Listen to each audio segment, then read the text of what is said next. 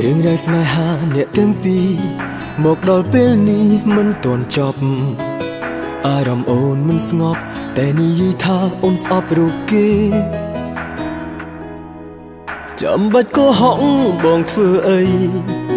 សំដែងធ្វើអីហត់ខ្លះទេក្បែរបងគ្រប់ពេលមានមេនៅតែកាយ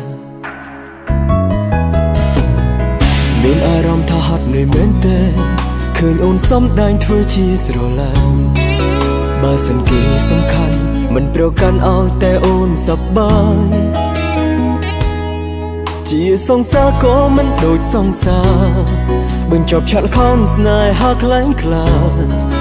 បងនឹងទៅឆ្ងាយអូនកុំស្ដាយបងអីណា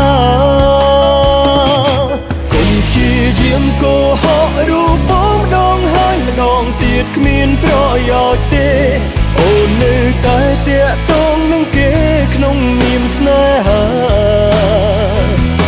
មើលមកបងដូចជាមនុស្សល្ងងប៉ុន្តែប្រាប់ត្រង់ឲ្យអូនដឹងថា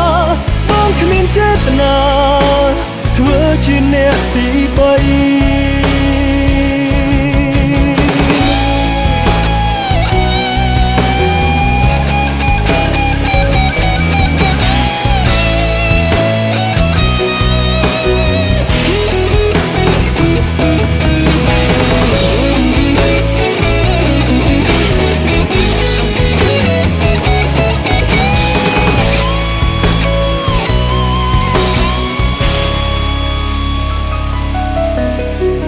រឿងរ៉ាវស្នេហាអ្នកទាំងពីរ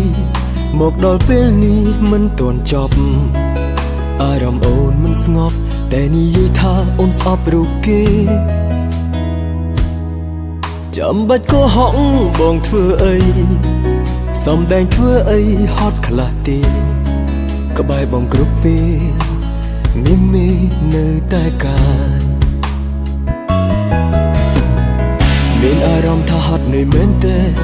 ឃើញអូនសំដែងធ្វើជាស្រឡាញ់បើសិនគេសំខាន់មិនប្រកាន់ឲ្យតែអូនសប្បាយជាសង្សារក៏មិនដូចសង្សារបញ្ចប់ឆាត់ខនស្នេហាខ្លាំងខ្លាបងនឹងទៅឆ្ងាយអូនកុំស្ដាយបងអីណាកុំព្យាយាមកុហករូបបងម្ដងហើយម្ដងទៀតគ្មានប្រយោជន៍ទេអូននៅតែតាក់ទងនឹងគេក្នុងនាមស្នេហាមើលមកបងដូចជាមនុស្សល្ងងប៉ុន្តែប្រាប់ត្រង់ឲ្យអូនដឹងថាបងគ្មានចេតនាធ្វើជាអ្នកទី3កុំព្យាយាមកុហករូបបងម្ដងហើយម្ដងទៀតគ្មានប្រយោជន៍ទេអូននៅតែតាក់ទងនឹងគេក្នុងនាមស្នេហាមើលមកបងដូចជាមនុស្សល្ងងប៉ុន្តែប្រាប់ត្រង់ឲ្យអូនដឹងថាបងគ្មានចេតនាធ្វើជាអ្នកទី3